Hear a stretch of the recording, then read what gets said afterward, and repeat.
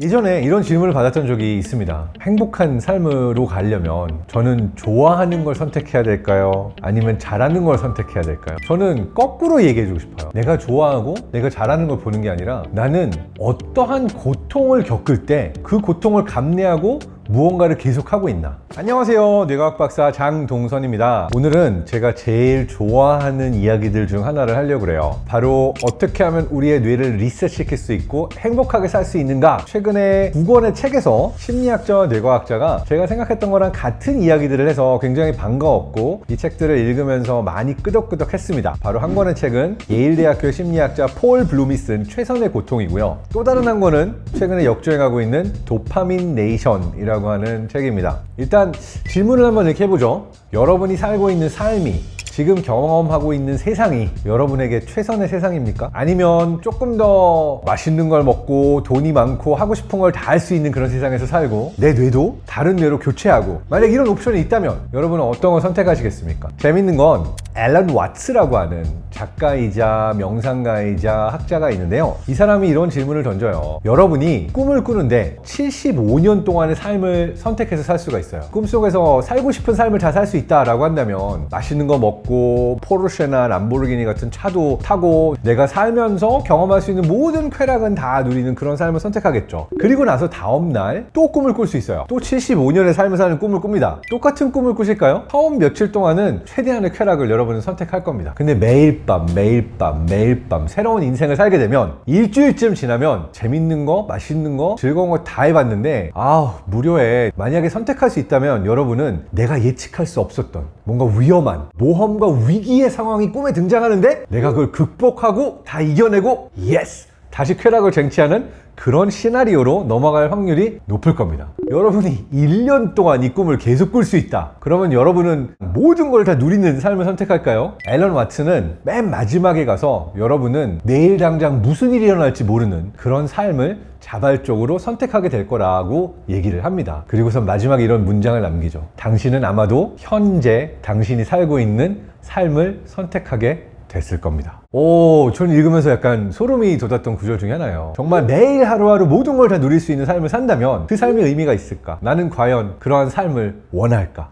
재미있는 건 그리스의 철학자 소크라테스 역시도 이러한 생각을 벌써 했었다라고 하는 기록이 남아 있습니다. 쾌락과 고통은 동전의 한 면처럼 서로 붙어 있는 것인데 우리는 동시에 쾌락을 누리면서 동시에 고통을 누리는 것은 불가능하다고 생각한다. 근데 너무 놀라운 거는 소크라테스가 뇌과학을 알 이유가 없는데 뇌과학적으로도 정확히 같은 결론이 연구를 통해서 나오고 있다라고 하는 겁니다. 바로 대립이론이라고 해서 어퍼넌트 프로세스 이론이라고도 하는데요. 뭐냐면 만약 쾌락이 없다면 우린 고통을 느낄 수가 없고 고통이 없다면 쾌락을 느낄 수가 없는 거예요. 예를 들어서 내가 가진 게 별로 없어서 잃을 것도 별로 없는 사람은 무언가를 잃더라도 무언가를 가지더라도 그렇게 큰 쾌락과 기쁨이 없으니까 큰 고통도 느끼지 않습니다. 반면에 내가 세상의 모든 걸 다 누리다가 그것을 뺏기는 순간, 높이 올라갔을 때 아주 깊이 추락하는 것만큼 깊은 추락을 경험했을 때 느껴지는 충격이 더 클 수는 없겠죠. 그러니까 내가 더 좋은 거, 더 많은 쾌락을 추구할수록 사실은 그 반대편에 나에게 더 큰 허무함과 더 많은 고통이 함께 온다는 사실을 우리는 잊어버릴 때가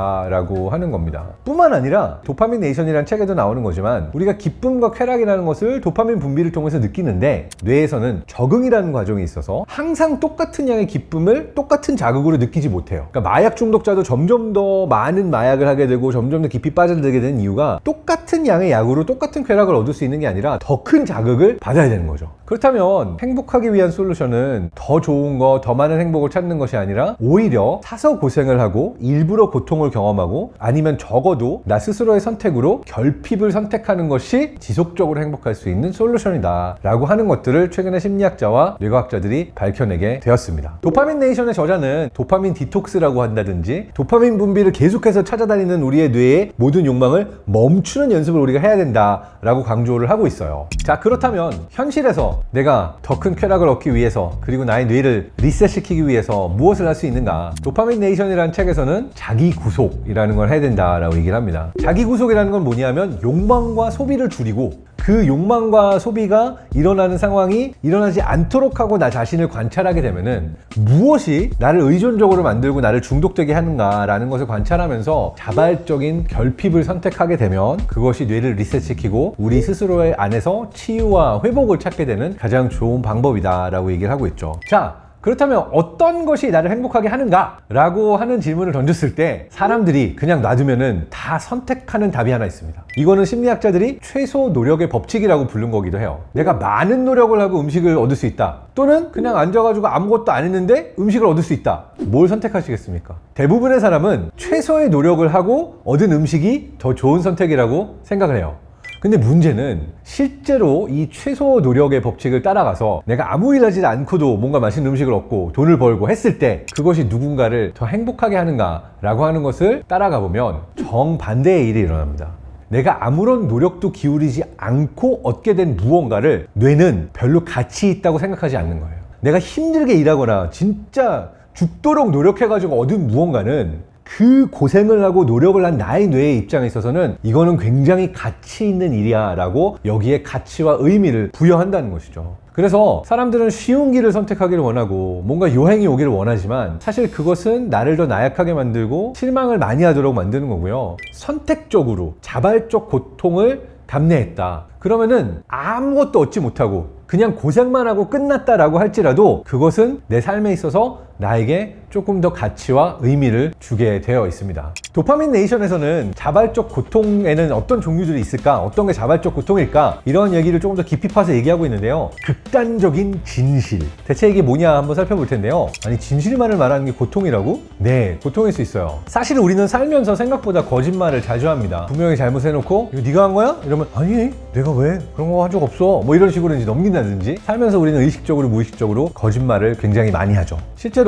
독일의 심리학자 그리고 뇌과학자 크리스찬 루프라고 하는 교수가 이런 실험을 한 적이 있어요. 사람들한테 주사위 던지기 같은 걸로 랜덤하게 나오는 테스트를 놓고 내가 상금을 받을 수도 있고 받을 수 없는 상황에 게임을 하게 한 거예요. 상금을 받게 되면은 $100 정도 받아요. 그리고 주사위를 던져가지고 상금이 나왔는지 안 나왔는지 이 사람이 스스로 이 실험자한테 말을 하도록 하는 거예요. 그리고 체크를 안 해요. 안 나왔는데도 실험자한테 나왔어요 저 땄어요 라고 말을 하면은 돈을 주는 거예요. 실제로 상금이 나올 확률은 50-50 반입니다. 근데 사람들하고 실험을 하게 되면은 실제로 땄다라고서는 말하는 사람들의 수치가 68% 정도, 대략 20% 정도 더 내가 따지도 않았는데 땄다고 거짓말을 사람들이 하는 거죠. 흥미로운 거는 사람들의 뇌를 이렇게 거짓말할 때 살펴본 거예요. 살펴보기만 한 게 아니라 전전두엽에 TDCS라고 그래서 이 강력한 자기장으로 이 주변의 신경세포들에게 자극을 줄 수가 있거든요. 자, 그랬더니 전전두엽에 자극을 줬던 사람들이 갑자기 거짓말을 적게 하더라 라고 하는 결과도 냅니다. 자, 이게 굉장히 신기했습니다. 아니 대체 전전두엽을 활성화시킨다고 사람들이 거짓말을 왜 적게 하지? 이들의 해석은 다음과 같습니다. 전전두엽이라는 것은 계획을 하고 선택을 하고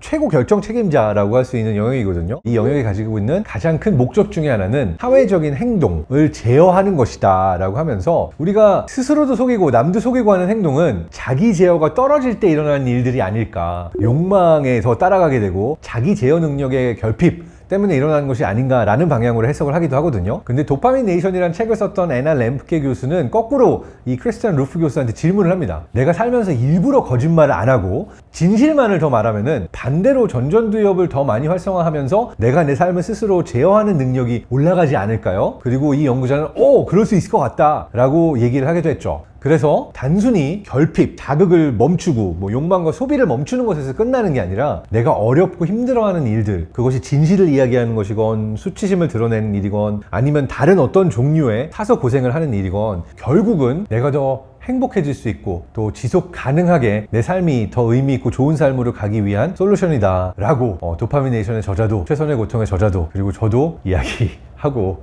있습니다. 그런데 고통으로 인해서 쾌락을 얻을 수 있는 건요 한 가지 상황에만 해당이 되기는 해요. 뭐냐면은 갑자기 내 삶에 엄청난 불행이 닥쳐서 내가 선택할 수 없는 비선택적인 고통, 예를 들어서 시력을 잃는다든지 아니면 몸의 일부가 정말 불구가 된다든지 이런 경험들을 하게 되면은 그것은 비선택적인 고통이니까 누구에게도 더 긍정적으로 선택하기는 어려운 그런 결과라고는 할 수가 있겠죠. 하지만 흥미로운 것은 우리가 상상할 때 정말 최악의 고통을 겪었을 것 같은 사람들 있죠. 감옥에 20년 갇혀 있었고 고문을 당했고 몸의 일부가 불구가 되는 큰 재난을 겪은 사람들, 저 사람의 삶은 너무나 불행하지 않을까라고 언뜻 가볍게 생각할 수 있지만 실제로 여러 연구와 통계들을 보게 되면은 그 사람의 삶이 불행해질 것 같다라고 주변 사람들은 생각하지만 실제로는 그렇지 않은 경우가 더 많다 라는 결과도 있습니다. 그러니까 우리가 누군가 다른 사람의 삶을 상상할 때 어떠한 것이 고통이고 어떠한 것이 행복일 거다라고 판단하는 것이 실제와는 맞아떨어지지 않는 경우들이 많은 거죠. 이러한 이야기를 그 도파민 네이션과 이제 쌍으로 읽으면 좋을 책이라고 소개하고 싶은데, 폴 블룸이라는 예일대 심리학자의 최선의 고통이라고 하는 책이 되게 강력하게 이 얘기를 하고 있어요.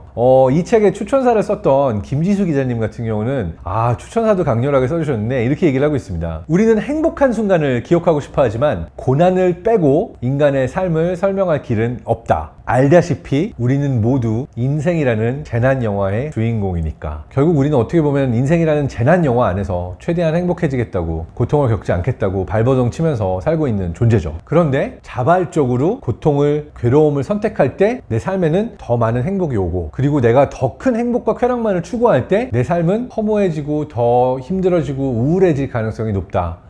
예전에 이런 질문을 받았던 적이 있습니다. 행복한 삶으로 가려면 저는 좋아하는 걸 선택해야 될까요? 아니면 잘하는 걸 선택해야 될까요? 저는 거꾸로 얘기해주고 싶어요. 뭐냐면 내가 좋아하고 내가 잘하는 걸 보는 게 아니라 나는 어떠한 고통을 겪을 때 그 고통을 감내하고 무언가를 계속하고 있나. 살다 보면은 되게 고통스러운 순간도 있고 모든 게 안 풀리는 순간도 있어요. 나 스스로도 내가 지금 왜 이거 하고 있나 라고 자괴감이 드는데도 그냥 그 고통을 감내하면서 계속 하게 되는 무언가가 있거든요. 만약 그러한 걸 찾으셨다면 그게 바로 여러분이 선택해야 될 길입니다 라고 말을 해주고 싶어요. 저의 경우에는 박사과정을 하다가 막 몸이 너무 아파가지고 약 먹고 실험 멈췄다가 겨우 이제 목소리도 안 나오는데 나와가지고 지도 교수님하고 연구자들하고 토론을 한 게 있는데 너무 재밌는 주제가 나왔어요. 그랬더니 목소리도 안 나오고 몸이 너무 힘든데 미친 듯이 토론을 하고 있더라고요. 그때 이제 그 지도 교수님 저를 보더니 야, 넌 진짜 찐이다. 그 순간 깨달음이 왔어요. 나는 진짜로 연구 얘기를 하고 지식과 정보를 누군가한테 알려주고 하는 거를 진심으로 좋아하는구나. 결론을 내리자면 우리 삶에 있어서 내가 누구인가 라고 하는 데 있어서 가장 큰 단서를 줄 수 있는 것은 행복도 쾌락도 기쁨도 아니고 바로 고통이다. 여러분도 견딜 수 있을 만큼의 고통을 넘어서서 더 큰 행복을 찾으실 수 있기를 기원합니다. 감사합니다. 안녕하세요. 뇌과학 박사 장동선입니다. 오늘은 아주 개인적인 주제를 갖고 왔는데요. 바로 미루기의 뇌과학입니다. 저는 사실 미루기 대마왕이에요. 항상 하루 이틀 전까지 읽어야 되는 논문들이나 읽어야 되는 책들을 쌓아놓고 읽지를 않아요. 꼭 마지막 순간에 몰아서 새벽 2시, 3시까지 읽고 잠을 잘 못 잔. 일주일 전에 읽었으면 조금 더 시간을 놓고 했으면 이런 생각들을 하는 거죠. 근데 항상 똑같습니다. 아마 여러분도 익숙하실 것 같아요. 이러한 미루기가 일어나는 이유 중에 하나를 뇌과학자 들은 나의 뇌가 오늘의 나와 미래의 나를 똑같은 선상에 놓고 보는 게 아니라 사실은 구분해서 볼 때 생겨나는 문제들 중에 하나로 이야기하고 있기도 하죠. 오늘의 나는 모르겠지만 그냥 내일의 내가 더 잘할 거야. 내일의 나를 믿기 때문에 모든 일들을 내일의 나에게 떠넘긴다. 참고로 정말 문제가 될 만큼 미루는 습성을 가지고 있는 사람이 전 세계에서는 5명 중에 1명 이상이라고 하고요. 뿐만 아니라 미루는 습관을 가진 사람의 경우가 중독에 더 취약하다는 사실도 아시나요? 알코올 중독이건 마약 중독이건 이런 중독 증상으로부터 빠져나오지 못하고 계속 중독 증상에 머물러 있을 확률이 높다라고 하는 연구도 있습니다. 미루기는 2가지 종류가 있다. 첫 번째는 쉬기 위해 미루는 거고, 두 번째는 놀기 위해 미루는 겁니다. 근데 이 2가지는 결과는 똑같이 미루기인데 사실은 그 뇌의 특징은 전혀 달라요. 쉬기 위해서 미루는 뇌는 어떤 특징을 갖고 있냐면 약간 에너지가 모자라고 지금은 일단 쉴래, 나 지금은 아무것도 하기 싫어, 이 상태가 계속 지속이 되면서 뭔가 일을 시작하기가 어렵거나 그 일을 하기 싫어서 안 하는 경우가 쉬기 위해서 미루는 케이스고요. 근데 두 번째 놀기 위해서 미루는 케이스는 좀 달라요. 그러니까 이 케이스는 에너지가 넘쳐나는 거고요. 시간도 있고 일을 할 능력도 있고 일을 할 만한 동기도 있고 충분히 다 많은데 뭔가 딴짓을 하고 싶어서 딴 게 더 재밌어서 밀어놓고 딴 걸 먼저 하는 케이스가 놀기 위해서 미루는 케이스입니다. 저의 경우는요, 아주 솔직하게 말하면 놀기 위해 미루는 쪽입니다. 내가 가지고 있는 미루기의 습관이 병적인 게 아닌가 생각해봐야 되는 경우들이 있기는 해요. 병적인 미루기라고 하는 케이스들은 파국의 효과가 오는데도 미루는 경우들이 있거든요. 내가 일을 하고 나서 무슨 서류를 제출해야 돈을 받아요. 그러면은 주어진 때 안에 서류를 제출해야 돈을 받는 거니까 이거는 당연히 해야 되는 일이잖아요. 근데 이걸 계속 미루다가 돈을 못 받더라도 서류 제출을 안 하는 사람들이 있어요. 또 다른 케이스는 내가 병이 있다는 걸 알아서 치료를 받거나 수술을 받으러 가야 되는데 정말 큰일이 나서 응급실 실려갈 때까지 병원에 안 가는 거예요. 그러니까 이러한 케이스들의 경우에는 자기 파괴적인 결과가 나올 때까지 미룬다라고 해서 이거는 사실 치료가 필요한 거의 병적인 미루기라고도 할 수가 있는 거죠. 미루기의 패턴이 반복적으로 심각하게 나타나는 케이스들이 몇 개가 있는데 그 중에 첫 번째 케이스는 ADHD를 가지고 있는 사람들의 경우에는 어떤 한 가지에 몰입하고 계속해서 이 일을 해내는 게 좀 어려워서 자꾸 딴 일을 하고 당장 내 앞에 닥친 일들만 먼저 하는 그런 경우가 많습니다. 그래서 ADHD가 심하면은 미루기는 항상 따라오는 케이스라고 볼 수가 있어요. 근데 이거랑 정반대로 아까 쉬기 위해서 미룬다라고 했잖아요. 이게 좀 과하게 계속해서 쉬기만 하고 일을 시작도 못하는 경우에는 우울증 때문에 생겨나는 미루기의 패턴도 있어요. 그러니까 내가 지금 심한 우울증이다, 번아웃이 왔다, 뭐 이런 종류의 문제를 갖고 있을 경우에도 계속해서 미루게 됩니다. 근데 여기서 미루게 되는 거는 자꾸 딴 일을 하고 끝내지 못해서 미루는 게 아니라 내가 에너지가 너무 다운돼 있어서 무언가를 할 만한 그러한 상태가 아니기 때문에 시작도 못해서 생겨나는 그러한 미루기의 폐해라고도 할 수가 있는 거죠. 또 한 가지가 있는데요. 불안장애의 경우에도 미루기의 습관이 잘 보이는 케이스 중에 하나입니다. 내가 어떤 일을 하고 완결을 지어야 되는데 완결을 지었을 때 그 일에 대한 평가를 받는 게 무서워서 자꾸 미루게 되는 케이스예요. 그러니까 내가 이 일 때문에 내가 안 좋은 사람으로 평가받진 않을까, 평가와 결과물, 실패에 대한 두려움과 불안이 너무 커져가지고 어떠한 이 일 자체를 끝마치거나 제출하지를 못하는 경우가 불안장애 때문에 오게 되는 미루기의 경우라고 할 수가 있어요. 그리고 이 세 가지랑 약간의 연관성이 있는 것 중에 하나가 임포스터 증후군, 그러니까 가면 증후군이라고 그래서 내가 실제로 가지고 있는 능력을 자꾸 과소평가하면서 딴 사람들이 나를 더 좋은 사람으로 보는 걸 거야 걱정한 사람들의 경우에도 불안장애와 약간 엮여 있어가지고 계속해서 미루는 패턴이 많이 보이게 되고요. 의외로 반대로 완벽주의자들의 경우에도 일을 끝내지 못하고 미루는 경우들이 많이 보입니다. 내가 일을 잘 해내야 되는데 이걸 못하면은 나는 루저야, 나는 의미 없는 사람이야. 이 경우에도 역시 평가에 대한 불안감이 되게 높아가지고 계속 미루면서 일을 끝내지 못하는 패턴들이 보이는 케이스입니다. 그래서 정리해보자면 정말 심하게 미루는 패턴이 계속 관찰이 된다. 그럼 방금 말한 것처럼 불안장애에 가깝거나 아니면 우울증에 가깝거나 ADHD에 가깝거나 정신적인 문제 또는 요인들이 수반이 되기 때문에 미루기는 근본적인 문제가 아니라 그 근본적인 문제들의 일종의 표출되는 하나의 증상일 뿐이다 라고 볼 수 있는 케이스들도 있는 거죠. 일단 가장 중요한 첫 번째 단계는 내가 나를 관찰해서 나의 문제를 정확하게 근본을 파악하는 게 중요하고요. 두 번째는 자기 자비가 중요하다고 합니다. 내가 너무나 자신에게 가혹한 것이 아닌가라고 생각해 볼 필요가 있고 너무 미래의 나에 대해서 내가 기대를 과하게 건다든지 아니면 모든 걸 해낼 수 있을 거라고 부담을 주는 건 아닌가. 내가 조금 더 나 자신에 대해서 친절하고 너그러워져야 미루는 습관을 고칠 수 있다라고 하는 얘기도 하고 있습니다. 그리고 세 번째로 중요한 것은 삶 속에 있어서의 환경과 습관을 제대로 정리하는 건데요. 구체적인 목표를 세우고 내가 딴짓을 하도록 만드는 습관들을 없애고 내가 미루지 않을 수 있도록 만드는 시스템들을 셋업하는 것이 중요하다라고 할 수가 있고요. 제가 참고했던 책 중에는 게으른 완벽주의자를 위한 심리학이라는 책도 있고요. 정리하는 뇌라는 책도 있고 관련 논문도 몇 가지를 참고를 했습니다. 제가 가지게 됐던 솔루션 중에 제일 좋았던 몇 가지를 소개해 드리려고 합니다. 그러니까 내가 무언가를 꼭 해야 된다는 생각이 났을 때 이걸 5초 안에 그냥 실행해버리는 거예요. 이거를 정말 극단적으로 잘 실행하셨던 레전드가 한 분 있어요. 무려 오스카상 노미네이션을 66번이나 받고 실제로 수상한 것도 17번이나 수상을 한 늑대와 춤을, 뭐 치킨런 이런 우리가 잘 아는 작품들을 총연출했던 제이크 에버츠라고 하는 헐리우드의 엄청 유명한 프로듀서 같은 경우에는 ADHD가 되게 심하고 딴짓을 하는 걸 너무 좋아해가지고 습관적으로 미루는 게 되게 많았던 사람이라고 그래요. 그래서 이분이 가졌던 솔루션 중에 하나는 당장 해버리자. 떠오르는 대로 바로 실행을 해버리고 나면 미룰 게 안 남아있으니까 안 미루겠지. 그런 실행 전략을 가지고 굉장히 성공적인 삶을 살았고 많은 일들을 해내셨습니다.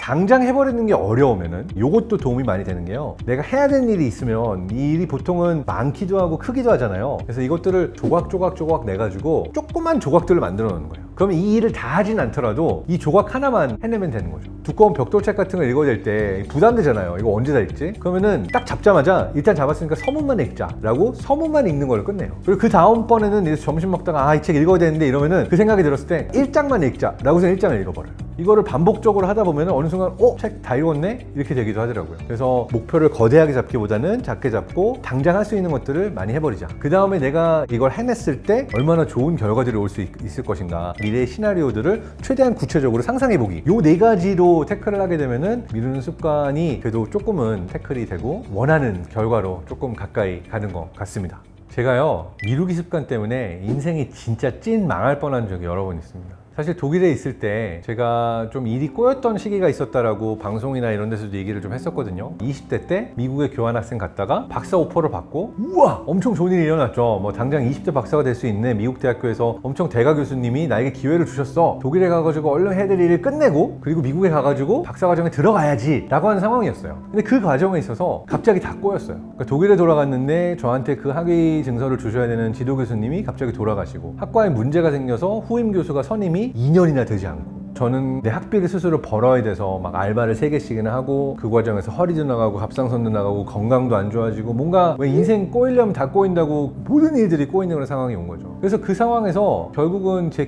계획대로 안 된다라는 게 자명해졌어요. 기회는 왔지만 나는 미국에 다시 돌아갈 수 없구나. 나는 저 오퍼를 받을 수가 없구나. 그러다 보니까 무려 2년 반 동안 학교에서 이 과제 보고서만 내면 졸업하는 건데 이걸 2년 반 동안 미루고 졸업도 못하고 모든 인생이 나락으로 갈 뻔한 상황을 자꾸 자초했던 거죠. 어느 순간에는 아예 그냥 기숙사 방 밖으로 나오지도 않고 벌레 나올 때까지 쓰레기도 안 버리고 그냥 이불만 뒤집어 쓰고 그런데 끝까지 그 과제 보고서는 못 하겠더라고요. 보다 못한 제 친구가 제 머리끄댕이 붙잡고 끌고 나가가지고 병원에 진료를 받으라고 보내서 정신과 상담도 받고 내가 어떤 문제를 가지고 있는가를 보면서 어마어마하게 거대한 마음의 변비가 생긴 상황이었다 라고 하는 거를 깨달으면서 일단 그래도 끝낼 건 끝내야 그 다음 스텝으로 정리하고 나아가서 새로운 시작을 할 수가 있는 건데 그 한 걸음을 내딛는 게 너무 무서웠고 싫었고 자존심 상했고 나 자신에 대해서 자괴감이 들었고 내가 원하던 길을 못 간다는 거에 대해서 괴로웠던 상황 때문에 정말 끝까지 안 될 때까지 미뤘던 것 같아요. 정말 그때를 돌이켜보면 인생 망할 수도 있는 병적인 미루기였던 것 같고요. 그래서 이때 제가 하려고 하는 것 중에 하나는 괜찮아. 그거 하나 못한다고 사람들이 나 낙인 찍어가지고 루저라고 보지 않아. 뭐 하나 망해도 다시 더 잘하면 되지 뭐. 이 실패 자체가 내 인생 전체를 나락으로 빠뜨리진 않을 거야 라는 형태로 조금 더 나 자신에게 친절해지려고 노력을 하고 있고요. 이러한 어떤 완벽주의, 불안감, 실패에 대한 어떤 두려움 이러한 것들을 놓아주는 게 필요한 것 같고 그냥 마칠 거는 잘하건 못하건 상관없이 일단 마치자 라고 생각을 하는 게 좀 도움이 되더라고요. 여러분 어떻게 생각하면 큰일 아니고 어떻게 생각하면 너무 큰일이에요. 혹시나 미루는 것이 여러분을 너무나 힘들게 하고 있다면 그것을 잘 극복하실 수 있기를 기원합니다. 안녕하세요 여러분, 뇌과학박사 장동선입니다. 오늘은 불안을 다뤄볼 텐데요. 요새 불안한 일이 좀 많지 않나요? 갑자기 어디 걸어가다가 칼부림 사건이 일어나고 누구는 에이 뭐 그게 확률이 몇이야 이렇게 생각하고 있을 수도 있지만 나도 모르게 어떤 사고를 당할지도 모른다 라고 하는 불안감이 그 어느 때보다 높은 것 같아요. 우리가 불안감을 느끼는 원리를 설명해 드리려고 합니다. 솔직하게 고백하자면 오늘 이 영상 찍으면서 약간 불안한 상태에서 찍고 있어요. 어젯밤까지 일주일 동안 불안에 대한 영상을 준비하려고 제가 손으로 노트 한 10페이지짜리 노트에 놓은 노트가 있는데 오늘 이걸 놓고 온 거예요. 지금 내 머릿속에는 계속 어떤 불안이 있냐면 내가 어디다 놓고 왔지? 학교에 있는 거 맞나? 딴 데다 놓고 떨어뜨린 거 아니야? 가방이 열려져가지고 내 모든 기록이 남겨있는 노트북을 내가 잃어버린 거 아니야? 불안해가지고 노트북까지 꺼냈어요. 근데 여러분도 비슷할 겁니다. 시험 보러 갈 때 공부한 건 공부한 거고 책 딱 닦고 가면 되는데 마지막까지 뭔가 하나 안 들여다보면 시험 못 볼 것 같은 그런 요게 다 불안입니다. 전 세계에서 가장 높은 빈도로 일어나는 정신질환이 뭘까요? 우울증도 있고 조울증도 있고 섭식장애도 있고 ADHD 뭐 굉장히 많잖아요. 가장 빈도가 높은 게 불안장애입니다. 내가 평생 동안 살면서 불안장애를 경험할 확률은 15%에 육박한다라고 하는 연구도 있어요. 그러니까 그만큼 굉장히 많은 사람들이 정말 정신질환으로 진단이 될 정도의 심한 불안을 겪고 있다라고 볼 수가 있는 거죠. 자, 그런데 불안이랑 우울이랑 같은 거 아니야? 이런 얘기들을 많이 했었거든요. 실제로 불안과 우울이 가장 많이 존재하는 정신질환 1위, 2위예요. 환자들 중에 일부는 불안장애와 우울증이 동시에 온 케이스도 굉장히 많다라고 할 수가 있어요. 일단 어떻게 구분이 되느냐? 불안의 주 감정은 걱정과 두려움이에요. 반면에 우울증의 주 증상은 슬픔과 절망이에요. 그 두 가지의 감정 상태가 좀 다릅니다. 그리고 신체 증상도 달라요. 불안할 때 주로 나타나는 신체 증상은 땀이 나고 어지럽고 심장이 막 뛰고 호흡이 가빠지고 이런 종류의 신체 증상이 불안에 해당된다라고 한다면, 우울에 해당하는 신체 증상은 무기력하고 힘이 없고 이유 없이 몸이 아프고 지치고 행동거지가 느려지고, 이러한 종류의 신체 증상들은 우울에 해당하는 신체 증상이라고 할 수가 있는 거죠. 자, 그래서 불안과 우울은 다르다. 이걸 먼저 설명드리고 싶고요. 그렇다면 불안장애 안에는 어떠한 종류의 증상들이 포함이 될까요? 잠 못 잘 정도로 너무 걱정이 심한 상태, 이런 걱정이 불안장애의 특징 중에 하나고, 다른 하나는 공포, 고소공포증, 광장공포증, 벌레를 두려워한다든지 하는 종류의 공포증도 불안장애의 일부고요. 우리 자주 들어봤죠. 연예인들이 많이 걸리기도 하고 유명한 사람들도 걸리는 공황장애, 이것 역시도 불안장애 안에 들어갑니다. 이걸 대체 어떻게 나누냐? 이것도 정확하게 분류해 드리겠습니다. 자, 근데 일단 우리가 이해해야 될 게요. 불안이 뇌 안에서 발동되는 메커니즘은 크게 보면 두 개의 서로 다른 발동 메커니즘이 있어요. 하나는 편도체를 통하는 통로고, 다른 하나는 전두엽 쪽에 있는 대뇌 피지를 통하는 통로. 편도체 불안은 어떤 거냐? 즉각적인 반응이 나오는 종류의 불안인 거예요. 내가 차 타고 운전하고 가다가 갑자기 어떤 차가 끼어들어요.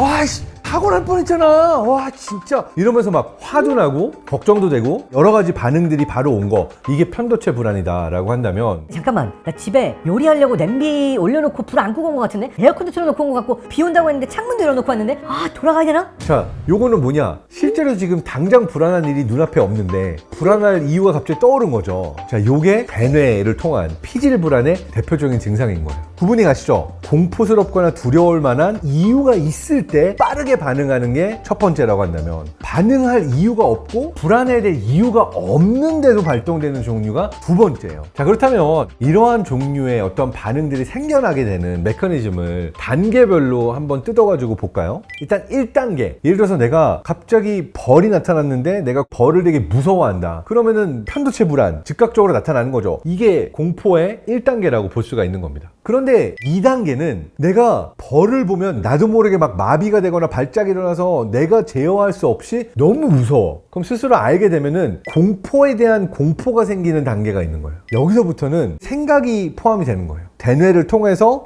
내가 이 상황에서 발작을 일으켰잖아 라고 하면서 일어나는 반응인 거죠. 대부분의 공황 발작이 요 2단계 불안이라고 보시면 돼요. 여러분은 웃으실 수도 있지만 제가 주사 바늘을 되게 무서워합니다. 실제로 주사 맞다가 10번 중에 서너 번은 주사 바늘이 들어가자마자 정신을 잃어서 쿵 쓰러진 경우가 있었고, 처음 이 일이 일어났을 때는 주사 바늘이 무서운 반응은 있었지만, 1차적인 불안은 있었지만, 내가 주사 바늘이 들어오고 나서 기절할 줄은 몰랐으니까 나도 모르게 일어났잖아요.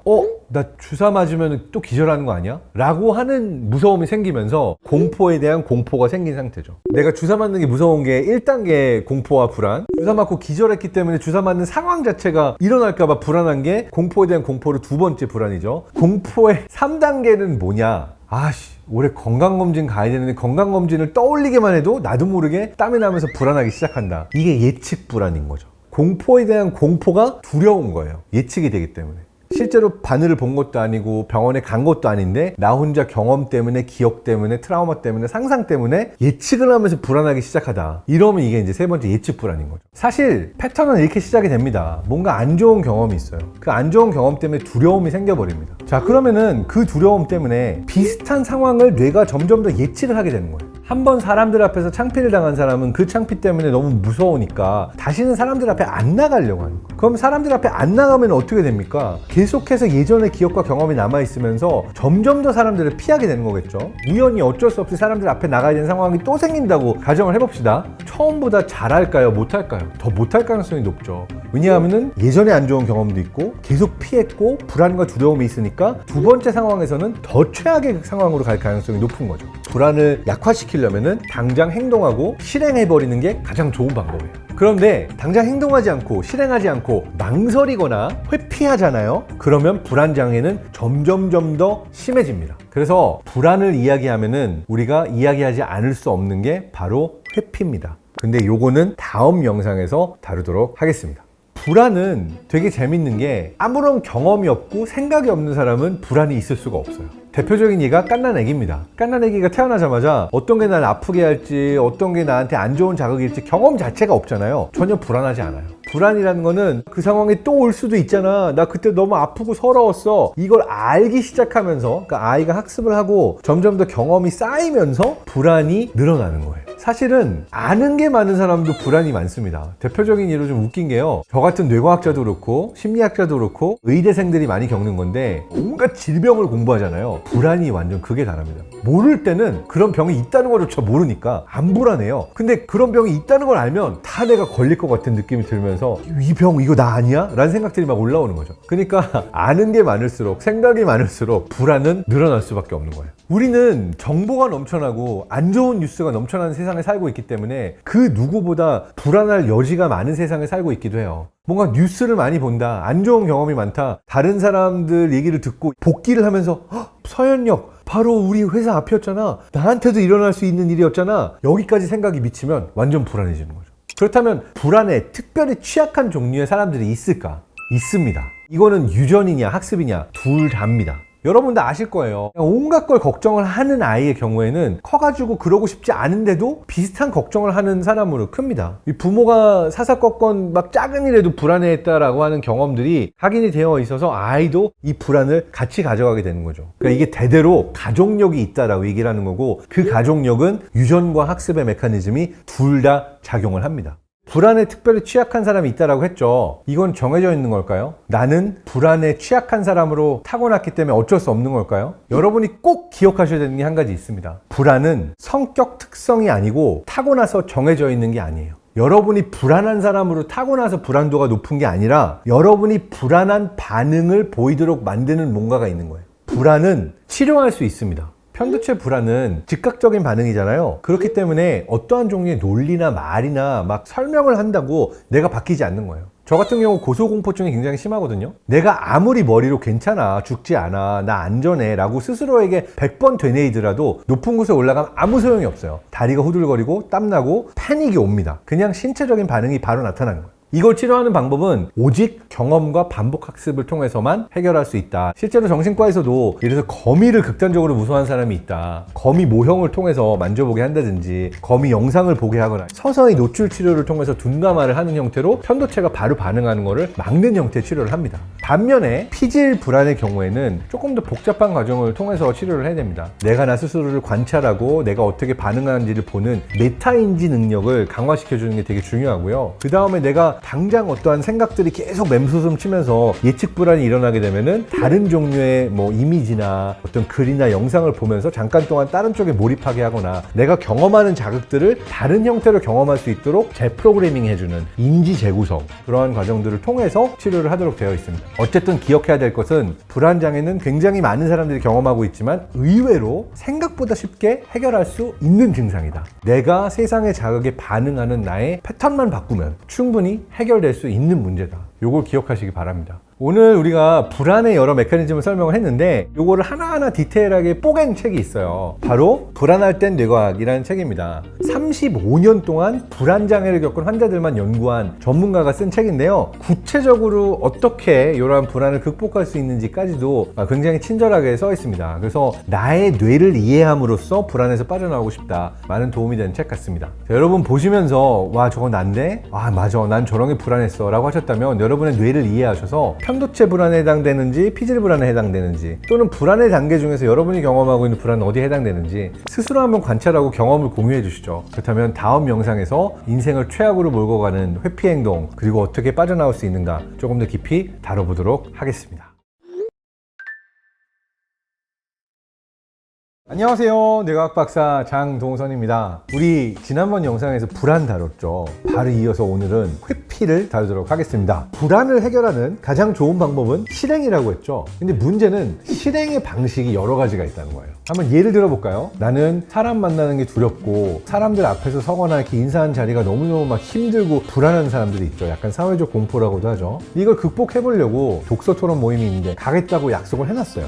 그런데 자꾸 나 가면은 창피당하는 거 아니야? 사람들 앞에서 막 망신당하는 거 아니야? 이러면서 온갖 생각이 들면서 불안한 거죠. 여기에서 긍정적인 실행은 에라 모르겠다. 일단 모임에 나가고 보자. 라고 그 모임에 나가는 게 실행이라고 생각할 수 있어요. 근데 실행은 반대 방향으로도 됩니다. 이번에 안 가.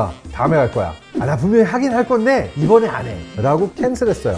이게 바로 회피 행동입니다. 이것도 실행이거든요. 그래서 이것 역시 단기적으로는 내 불안 증세를 약화시킵니다. 좀 나아져요. 어떤 방향으로건 실행을 하고 나면 불안은 약해집니다. 근데 회피를 많이 하는 사람일수록 불안은 더 커질 수밖에 없어요. 그 이유는 뭐냐면은 긍정적인 경험을 통해서 실행을 통해서 나 해냈어. 생각보다 별거 아니었네. 라고 경험을 해야 뇌에서 업데이트가 되고 새로운 지식이 쌓이는데 회피는 근본적으로 모든 새로운 배움의 여지를 막아버리기 때문에 결과적으로는 우리가 비참한 종류의 인간으로 점점 더 나락에 빠질 수밖에 없는 거예요. 사실 독일 사람들이 이런 종류의 사람들을 놓고 얘기하는 것 중에 worst 소세지라고 얘기를 해요. 소세지 특징이 뭔지 알아? 이쪽도 막혀있고 저쪽도 막혀있고 들어가는 것도 없고 나가는 것도 없어. 소세지가 된다라고 하는 거는 내가 기존에 안 좋았던 경험을 업데이트해서 더 나은 사람이 되고 내가 바뀔 수 있는 여지 자체를 나는 평생 동안 도망가기만 하면서 막아버리는 거예요.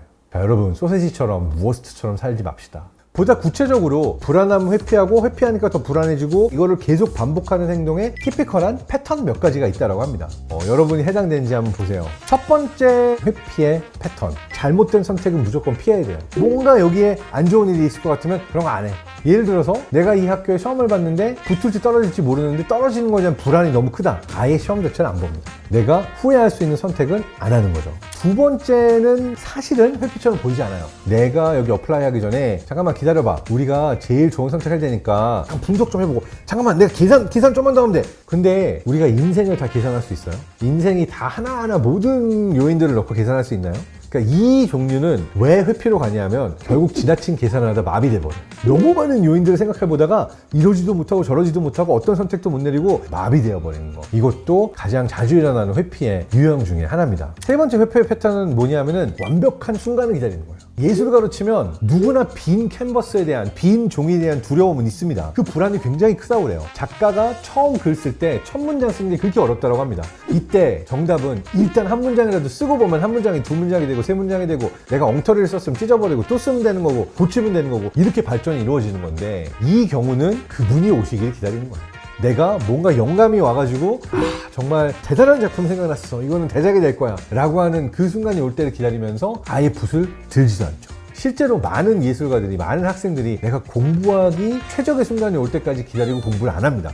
네 번째 회피의 유형. 야, 이것도 재밌네. 이것도 재밌네. 다 해보는 거예요. 지나친 기획으로 내 삶 속에 실제로 해야 되는 것을 할 만한 시간과 여유를 남기지 않아요. 이게 대표적인 포모형 회피 인간입니다. 그러니까 뭔가 나만 빼고 세상에 재밌는 게 돌아갈 것 같으니까 난 다 해봐야 돼. 내 인생을 기획 과다로 꽉 채워놓습니다. 그러면 되게 좋은 핑계가 생기거든요. 너무 꼭 해야 되는 일인데 내가 그걸 할 수가 없네? 시간이 없네? 도저히 넣고 싶어도 넣을 수가 없네? 회피가 됩니다. 왜 이렇게 찔리죠? 저도 이런 회피를 보이지 않았을까 반성하게 되네요. 여섯 번째 회피의 패턴 거의 다 왔습니다. 모든 망설임과 회피를 아주 당당하게 정당화하는 스타일이에요. 나는 타고나길 이렇다고 나 유전자와 MBTI와 혈액형이다 그런 걸로 어쩌라고.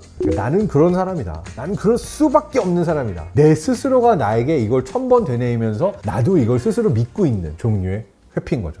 그렇다면 이런 회피 행동은 왜 생기는 걸까요? 이러한 행동을 평생 동안 연구해온 두 연구자, 오늘도 망설이다 하루가 다 갔다, 이 책의 저자들은 세 가지를 얘기를 합니다. 자, 회피 행동이 생기는 첫 번째 이유는 완벽주의라고 합니다. 제가 볼 때는 이거는 한국 사람에게 특히 많습니다. 그러니까 예를 들어서 너 테니스 칠 줄 알아? 아, 못 쳐. 해볼 생각 없어? 아, 못해. 사실은 할 줄 알아요. 잘하기 전까지는 차라리 안 하지, 누구한테 하는 모습을 안 보여주지, 결코 내가 테니스 칠 줄 안다고 얘기는 안 합니다. 이게 기본적으로 완벽주의 성향이 있기 때문이에요. 내가 뭔가를 완벽하게 정말 잘하기 이전에는 차라리 안 한다고, 못 한다고 그냥 피해버린다라고 하는 게 결국 회피 행동으로 가는 거죠. 두 번째는 확실성에 대한 갈망입니다. 뭔가 완벽한 답이 아니면 안 하겠다라고 하는 거죠. 예를 들어 학원을 내가 뭐 진짜 잘 가르친 선생님 오기 전에는 나 그런 거 안 배워. 뭔가 최고의 것, 확실한 것에 대한 갈망. 이게 두 번째 이유고요. 그 다음 세 번째는 후회에 대한 두려움입니다. 뭔가 내가 이걸 잘못하면은 더 후회할 것 같으니까 아예 안 하고 도망을 치는 거고, 도망을 치는 내 스스로가 자랑스러울 리가 없으니까 계속 찜찜해지고, 불안감은 점점 커지고, 불안감이 커지면 커질수록 나는 그 행동을 안 하게 되는 거고, 그야말로 점점 안 좋아지는 파국으로 가는 패턴이다라고 할 수가 있겠죠. 이 회피의 패턴에 빠져들게 되면은 점점 더 스스로가 비참해져 가는 거를 여러분은 느낄 겁니다. 너무 싫은데도 이 압박이 커지니까 또 도망가고 또 불안감을 느끼고, 그래서 불안장애가 무서운 거예요. 이러다가 어느 순간 공황장애도 오고 온갖 종류의 망상까지도 오게 되고 정말 심해질 수도 있는 거거든요. 결국은 부정적인 감정으로 인해서 절망감, 패배감, 낮은 자존감, 이런 것들이 필연적으로 수반이 되게 되고, 그것 때문에 학습 능력 저하되죠. 내가 꿈꿔오던 인생에서 점점 멀어지게 됩니다. 여러분이 그 회피 행동을 하는 이유는 불안 때문이다 라고 얘기를 할 수가 있고, 그렇다면 나의 회피 행동을 고치기 위해서는 나의 예측 불안을 치료해야겠죠. 불안을 내가 어떠한 인지행동적으로 치유하기 위한 내 스스로 할 수 있는 스텝 중에 세 가지가 있다라고 전문가들은 이야기를 해요. 첫 번째는 기꺼이 무언가를 하는 거예요. 불안을 해결하는 가장 좋은 방법이 실행입니다. 무언가를 해보면 실패하건 성공하건 그건 레슨이 되고 새로운 배움이 되기 때문에 회피를 없애주고 내가 더 큰 불안에 빠지는 거를 막아줘요. 그렇기 때문에 내가 즉각적인 실행과 도전을 가까이 하게 되면은 불안 증세는 저절로 치유가 되고 약화될 수밖에 없습니다. 두 번째는 치유를 위해서 내려놓기를 할 수 있어야 돼요. 세상의 모든 문제가 다 나한테 생겨나는 게 아니고, 그리고 일어나는 모든 종류의 위험들과 문제들은 나의 문제가 아닐 수도 있어요. 내려놓으세요. 세 번째는요, 메타인지와 자기 관찰입니다. 내가 언제 걱정을 하고 언제 불안이 생겨나는지 유심히 관찰을 하면서 그게 외부에 일어난 실제적 상황 때문인지, 과거의 어떠한 경험과 트라우마 때문에 비슷한 상황이 조금만 돼도 내가 손쓸 수 없이 불안해지는 것인지, 아니면 내가 과도한 상상력과 생각을 너무 많이 해서 없는 문제도 만들어내는 것은 아닌지, 내가 자기 관찰을 통해서 분리하는 연습을 하는 것이 불안으로부터 벗어나는 첫 번째 스텝입니다. 내 불안의 원인은 사실 내가 제일 잘 알아야만 해요. 내가 관찰을 통해서 나 저런 패턴을 갖고 있구나, 저런 잘못된 믿음을 갖고 있구나, 이런 행동을 반복하는구나, 그걸 스스로 알아차리는 것만으로 내가 이미 불안에서 벗어날 수 있는 첫 번째 도구는 손에 쥐고 있다라고 할 수가 있는 거예요. 여기에서 개인적으로 좀 도움이 많이 되는 그러한 종류의 연습을 하는 게, 제가 살면서 진짜 많이 하는 것 중에 하나인데, 내가 내 인생의 주인공이 아니라 지금 연출하고 있는 감독이라고 생각을 해요. 무슨 얘기냐면, 내가 불안이 올라오는 것 같으면 그걸 1인칭으로 경험하려고 하는 게 아니라, 그러니까 나와의 거리감을 두고 제3자를 보듯이 보게 되면은 과연 나는 나에 대해서 뭐라고 느낄까의 시뮬레이션 하는 거예요. 근데 이게 굉장히 좋은 방법입니다. 왜냐하면은 내가 나 스스로에게서 거리를 두고 제3자가 된 것처럼 나를 바라봐 줄 수 있는 연습 자체가 나를 불안으로부터 분리시키는데 굉장히 큰 역할을 할 수가 있어요. 자, 여러분이 살면서 회피 행동을 한 경우들이 많을 것 같습니다. 무언가로부터 도망가고 피하고 변명하고 결과적으로 어떤 일도 해내지 못하고 할 수 있었는데 라고 놔둔 상태로 못 해내는 일들이 마치 시체처럼 여러분의 방 안에 어딘가 쌓여가고 있을지도 모른다라는 생각을 해요. 레오나르도 다빈치가 완성한 작품보다 완성하지 못한 작품의 숫자가 엄청나게 더 많아요. 약속을 해놓고 완성품을 못 넘기고 다른 도시로 도망가는 거예요. 그곳에서 또 프로젝트를 받아가지고서는 기대감 만빵에 멋지게 잘 시작하고 거의 완성했다가 또 완성 못하고 다른 곳으로 도망가는 거예요. 우리는 레오나르도 다빈치를 엄청 대가로 기억하고 있지만 본인 스스로는 이러한 부분들 때문에 상당히 자괴감에 시달리기도 하고, 누가 봐도 대천재 대가 정말 대표적인 르네상스맨이었던 다빈치조차도 어떻게 보면 회피 행동 뭐 이런 걸 했다라고 보게 되면, 회피 행동을 하는 사람이 못난 사람, 바보 같은 사람, 정말로 능력이 없거나 비참한 사람들이 이러한 회피 행동을 많이 하는 게 아니라 우리 모두가 그러한 행동을 하는 존재이기도 하고, 생각이 많은 사람들이 더 많은 이런 불안 증세를 갖고 있기도 합니다. 그렇지만 다시 말하지만 불안도 회피도 반응 패턴일 뿐 타고난 건 아니고 계속 그렇게 살아야 되는 것도 아닙니다.